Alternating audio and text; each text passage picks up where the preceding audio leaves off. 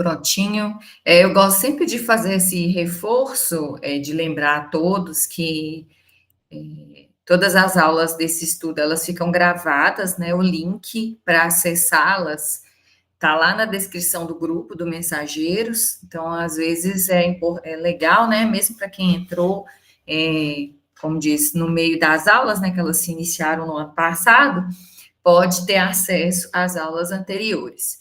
E tem algumas coisas também que a gente faz uso, né? Às vezes eu até falo aqui, também no estudo que tem lá o link, né, do livro de passes e radiações, principalmente na contextualização fisiológica, né, quando a gente fala do nosso corpo, tá bom? Eu vou colocar aqui a tela para todo mundo, a gente dá continuidade.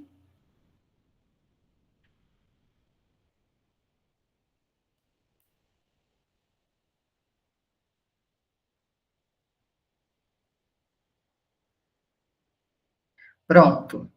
Então,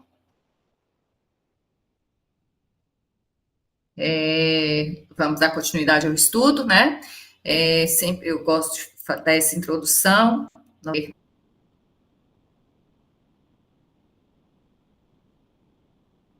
Né, o Tateuco da doutrina espírita. E a gente sempre está utilizando, né, como endosso, também outras literaturas, né, que compõem o Pentateuco e outros livros também, né, que a gente pode estar associando a esse estudo, tá bom? Então, só para todo mundo se sintonizar. Na última aula, a gente finalizou, né, a doutrina das penas eternas. Então, nesse momento, a gente vai entrar numa parte bem interessante que fala sobre as penas futuras segundo o Espiritismo, né? Então, vai ter alguns recortes, assim, como a gente diz, né? Vai até contrastar um pouco com aquilo que a gente falou muito, né, dentro da doutrina das penas eternas. Foi um recorte interessante feito sobre a necessidade dessa existência, né, dessas penas eternas.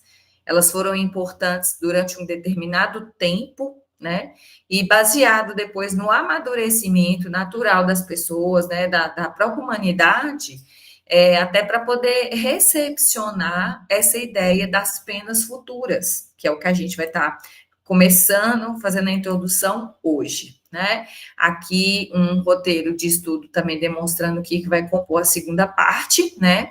Com os relatos dos irmãos que estão no plano espiritual.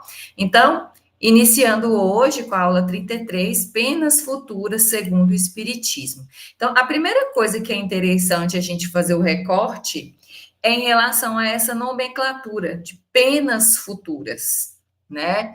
Que às vezes a gente pensa assim, em pena como uma coisa, às vezes ruim, você tem que cumprir uma pena, né? Assim, esse dizer, ele mostra como se fosse uma coisa pesada, né? Uma coisa ruim. Na verdade, diz respeito àquilo, à condição que nos será dada, ao qual estaremos, né, entre aspas, condenados a estar baseado nas escolhas que nós fizermos, né? Então, é aquilo que nós iremos, como disse, sofrer, né? Então, tem alguns recortes, até no Evangelho tem, que ele traz mais, né, aquilo que trata como penas futuras, acho até por conta da nossa maneira como a gente conduz, né, a nossa vida, mas ele coloca como penas e gozos futuros, né? Então, tudo vai depender da nossa frequência, da nossa atitude, do nosso uso do nosso livre-arbítrio, né, para conduzir se seria um gozo, né, ou uma pena, neste caso, nessa aplicação, tá bom? E a ideia desse caminhar, né, que eu quis representar aí com essa imagem, é qual caminho a gente está traçando para as nossas próximas existências, né? O que eu estou levando de bagagem, né? O que eu espero visualizar nesse horizonte, né?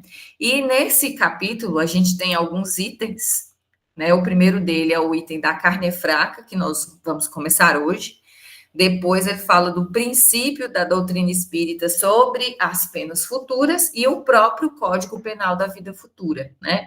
Inclusive, Breno já demonstrou, né, em algumas palestras um pouco sobre esse Código Penal da vida futura. Então, nós vamos falar sobre eles também, né? Então, o primeiro item que ele traz, a ideia da carne é fraca, né? E todos nós, em algum momento, nós já ouvimos essa expressão e até já justificamos alguns dos nossos erros ou de nossas atitudes com esse dizer: ah, eu fiz tal coisa porque a carne é fraca, né? É uma justificativa, uma mera justificativa, né? Mas será se é isso mesmo, né? E será se essa justificativa ela é plausível e aceitável, né? Então é como se a gente dissesse assim, não foi o meu espírito que quis realizar, eu padeci por conta da carne, né? Então que relação é essa que a gente percebe, né? Quando a gente fala a carne é fraca é porque a parte material foi muito mais forte do que a parte espiritual, né? Então, nós, né, já existe tendências viciosas que são evidentemente próprias do nosso espírito, né? Porque se apegam mais ao moral do que ao físico, né? Então, outras parecem antes dependentes do organismo e por esse motivo menos responsáveis são julgados os que as possuem. Então, consideram-se como tais as disposições a cólera, a preguiça e a sensualidade. Que ele traz alguns exemplos, né, de a que pegam essas nossas tendências, né? Então, quando a gente tem tendências que são mais dependentes do organismo, né? Estamos falando aí principalmente da questão material, a gente considera como se fosse essa nossa fraqueza, né? E aí é como se ela fosse até aceitável. Às vezes tem muita gente que fala isso, principalmente numa repreensão aos homens especificamente, né? Às vezes o homem incorre, né, em alguma falha dentro do casamento, fala, tá, ele fez isso porque a carne é fraca. E essa justificativa coloca-se, né, como se ela fosse encarada como eu poderia dizer, né, aceitável. E a gente entende que não é, né? Então, e elas estão sempre relacionadas, olha lá, a cólera, a preguiça e a sensualidade. Então, são várias delas, né? Que a gente precisa fazer essas pequenas correções. E aí nós vamos entender um pouquinho por quê. Então, hoje, né, já está plenamente reconhecido pelos filósofos espiritualistas que os nossos órgãos cerebrais, né, são correspondentes a diversas aptidões e devem o seu desenvolvimento à atividade do espírito. Já falamos inúmeras vezes sobre isso, né? Por isso que eu falei, principalmente lá da questão das primeiras explicações, né, do livro de Passes, onde a gente fala muito dessa questão orgânica, né, do funcionamento de diversas glândulas, né, de toda essa nossa capacidade cerebral, que está em atividade essa força motriz, e isso tudo é direcionado pelo nosso espírito, né? Nós somos o espírito e ele vai direcionando todas as nossas ações, né? Inclusive nosso corpo. Então, esse desenvolvimento é um efeito e não uma causa. Às vezes a gente acha que é o inverso que acontece, né? Então, a gente entende que todas essas aptidões devem o seu desenvolvimento à atividade do espírito.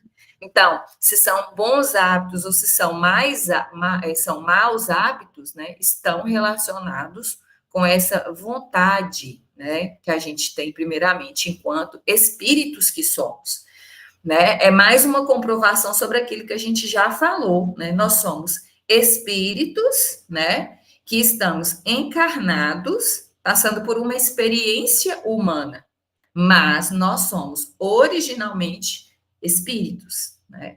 Então, um homem não é músico porque tem a bossa da música, né? Mas ele possui essa tendência porque o seu espírito é musical, né? Então, não foi porque ele viu e gostou, é porque ele já gostava e desenvolveu, né? Então, se a atividade do espírito reage sobre o cérebro, deve também reagir sobre as outras partes do organismo, né? Então, aqui eu coloquei aqui alguns exemplos, né? Porque o livro fala de música, o livro fala sobre diversas aptidões, né? Até para a gente representar que às vezes a gente fica enxergando somente a parte ruim, né, das nossas atitudes, mas muitas das nossas boas atitudes, né, dos nossos bons comportamentos, tudo isso está relacionado com a frequência vibracional que o nosso espírito se instala, né?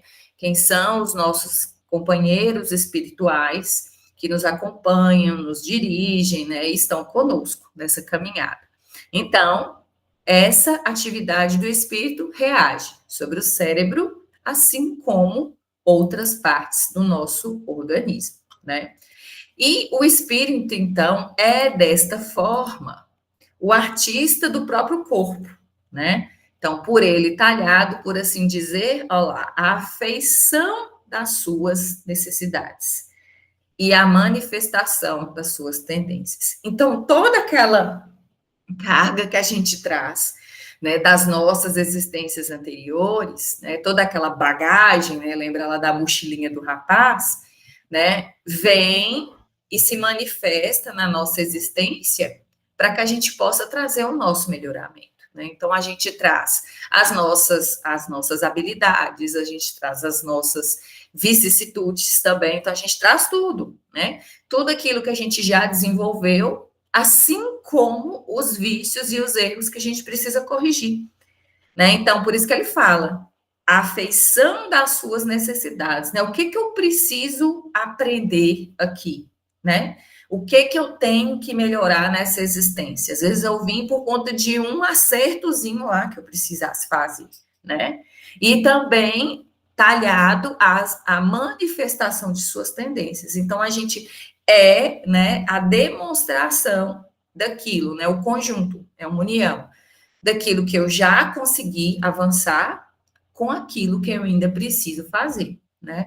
Então, desta forma, a perfeição corporal das raças mais adiantadas deixa de ser produto de criações distintas e vem se revelar para ser o quê? O resultado do trabalho espiritual, né? Então, essa perfeição que é trazida ou não diz respeito a esse resultado desse trabalho espiritual, que vai fazer o quê? Aperfeiçoar o invólucro material à medida que as faculdades aumentam. Então, toda condição que nos é dada vem em virtude, né, do nosso merecimento e também relacionado com aquilo que precisamos passar, né? Reforçando que estamos nesse mundo de provas e expiações. Então, aqui ele fala, né, dessa perfeição corporal, e a gente pode também fazer uma observação em relação àqueles que não vêm com tanta perfeição assim, né? Então, é porque precisa passar por alguma provação, por alguma expiação, e retirar disso algum aprendizado, né? Então, a gente não sabe o que é que foi feito em outras jornadas, né, em outras existências, mas é a gente ter aquele espírito de raciocinar. Se eu estou nessa condição, né, se eu vim desta maneira, é porque eu preciso acertar alguma continha e eu preciso aprender alguma coisa com isso que me foi dado, né? E em virtude da questão do esquecimento, tão importante, né, para que a gente possa prosseguir nessa jornada sem muitas vezes desistir, é importante que a gente nem saiba o que fizemos, né? Justamente para que a gente não interfira ou acabe não colocando por terra, né, essa oportunidade bendita, né?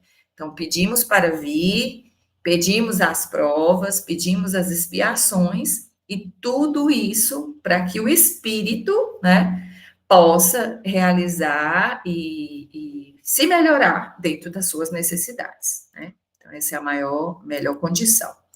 Então, por uma consequência natural desse princípio que foi falado, As disposições morais do espírito devem modificar as qualidades do sangue, dar-lhes maior ou menor atividade, provocar uma secreção mais ou menos abundante de bilis ou de quaisquer outros fluidos. O que ele quis colocar com isso, né? A ideia, principalmente, de como as emoções, né, advindas do nosso cérebro, que foi, no primeiro momento, né, elaboradas e criadas pelo nosso espírito, elas vão desencadear todas as reações no nosso corpo, né? Então, é assim, por exemplo, ele traz um exemplo de uma pessoa, de um glutão, que enche a boca de saliva diante de um prato apetitoso, né? Então, uma reação natural que vem baseada numa emoção que você percebe, né? E assim como essa questão, né, do salivar ao ver uma comida gostosa para poder se alimentar, acontecem também com várias outras emoções, né? Então, primeiro nasce essa percepção a nível cerebral, né, em relação à nossa questão espiritual, e ela desencadeia diversas emoções e trabalha nos nossos sentidos, né, no nível material. Né? Então, aqui é para demonstrar, né, como se dá essa influência. Né? Então, é até interessante que a gente. Tem uma coisa que eu falo muito aqui em casa, e eu mudei muito, eu não assisto mais, por exemplo, filmes que me deixam ansiosa, angustiada. Eu mudei muito isso. Né? Hoje eu procuro filmes que trazem coisas mais legais. Eu falo que é filme com bicho, criança e romance. Eu não fico mais assistindo aqueles filmes loucos, aquela correria. Por quê? Porque a gente vibra naquela mesma intensidade, né? Então, se traz uma provocação, uma coisa lá muito tensa, eu vou vivenciar aquela emoção, né? E aquilo ali eu sei que pode desencadear em mim coisas que eu não gostaria, né? Que isso ocorresse. Então, por isso é que a gente fala das escolhas daquilo que a gente assiste, das escolhas daquilo que a gente escuta, né? E a gente está falando sobre conversas, a gente está falando sobre música, sobre todas essas coisas, né? Então, a gente precisa ser mais seletivo naquilo que a gente põe para dentro dessa nossa casa mental, né? É decisão nossa.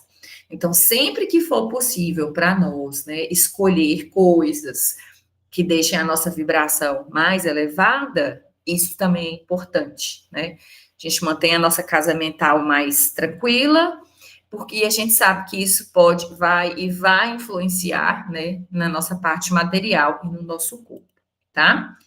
E aqui eu trouxe um exemplo de um estudo, né, que foi realizado com mais de 700 pessoas, demonstrando, né, as reações do corpo humano a cada tipo de emoção. E esse mapa é um mapa de calor, né? Que o amarelinho indica aquilo que é mais, está numa temperatura maior, e a parte mais escura, né? O azul e o preto é a parte mais fria. Então, esse mapa mostra a temperatura do corpo de acordo com o sentimento. E a pesquisa foi feita com pessoas de diferentes regiões e culturas ao redor do mundo. Né? Então, o que a gente observa? Né? Que dependendo da emoção a que você estiver suscetível, né?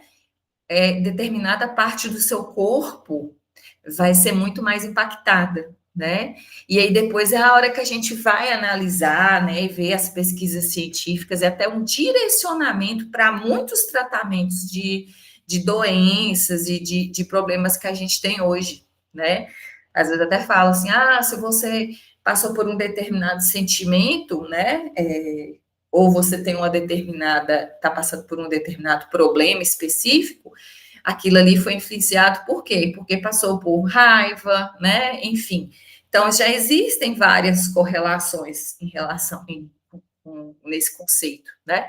Então, é importante para a gente poder ficar atento a isso, né? Então, o que é que interfere, né? E até interfere em determinadas partes do nosso corpo, né? Então, a ciência vem comprovando esses impactos cada vez mais, né? Você vê que a gente muda a frequência cardíaca, né? A gente muda tudo, né? A gente muda até a pele fica, né? Como diz, né? Você fica com rubor, dependendo daquilo que você passa, né? Então, é interessante a gente observar essas influências que nos ocorrem, né, em relação às emoções, tá? Então, é certo, né, voltando lá para o exemplo da pessoa que estava comendo, né, o glutão de maneira gulosa, que a iguaria que ele estivesse, né, saboreando, não pode excitar o órgão do paladar, né, uma vez que com ele não tem contato, a comida está externa e o órgão mesmo, né, responsável por isso, está lá dentro do corpo.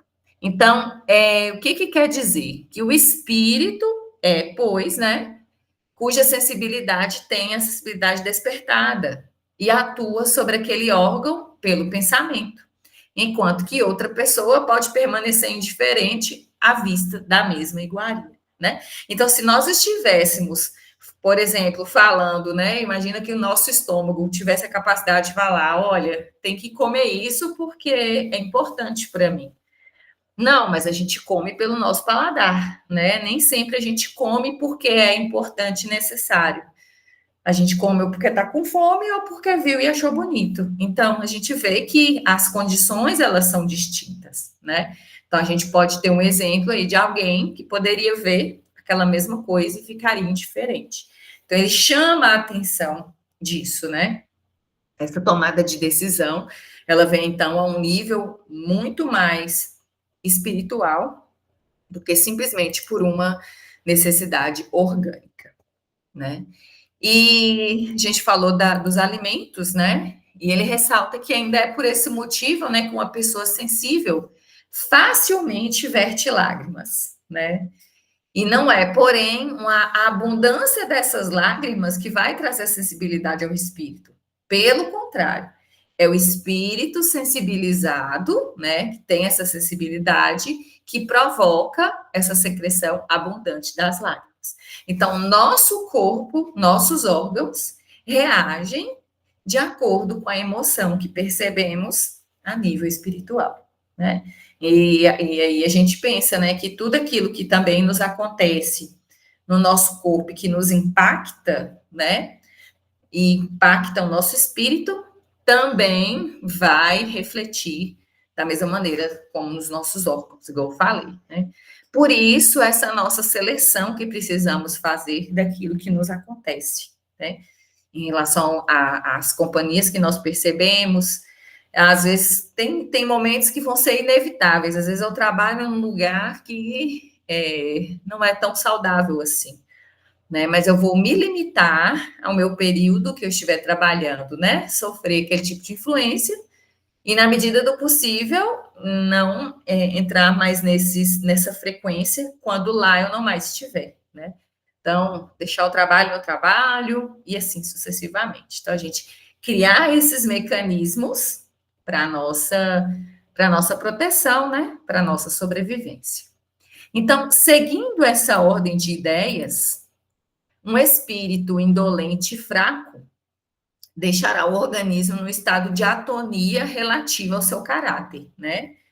Ao passo que, se ele for ativo e enérgico, dará ao sangue, como aos nervos, qualidades perfeitamente opostas. Então, a ação do espírito sobre o físico é tão evidente que, não raro, vemos graves desordens orgânicas sobrevirem a violentas comoções morais, né? Então, esse alerta que ele coloca em relação a essa força que nós temos, né? Às vezes a gente até nos questiona, né? Falamos muito da nossa pouca fé, né?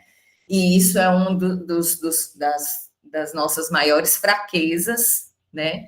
Porque às vezes a gente nem acredita, né, nessa nossa possibilidade, nessa força interior que temos, nessa confiança de que temos alguém muito maior e que cuida de todos nós, né? Então, a gente às vezes não tem essa força, Por isso que tem o dizer, né, que nós somos de muito pouca fé, porque a gente não acredita nessa nossa capacidade, né? Então, por isso, a gente padece, na maioria das vezes. E essa ação do espírito sobre o físico, quando a gente vê, né, todas essas desordens orgânicas, elas acabam virem a partir de várias comoções morais, né? De questões relacionadas às nossas emoções que nos deixam sensibilizados, né? Então, a gente reforça aquela ideia da mente sã, corpo são, né? Quando você vai tratar alguma desordem orgânica, nunca é de maneira isolada, né? Você vai sempre analisar também em contexto, né? O que é que você está passando, o que é que você está vivendo, vivenciando, porque isso tem total relação, né? A gente não pode, como se diz, né? Tratar alguma coisa específica num determinado órgão, por exemplo, e ignorar os nossos sentimentos, porque está tudo correlacionado, ok? Então, essa era a fala de hoje. Alguém gostaria de fazer algum comentário, fazer alguma complementação? Pode ficar à vontade. Algum exemplo do dia a dia? Se não tiverem nenhuma fala, então eu vou encerrar com a nossa prece, tá bom? Vou tirar aqui da gravação.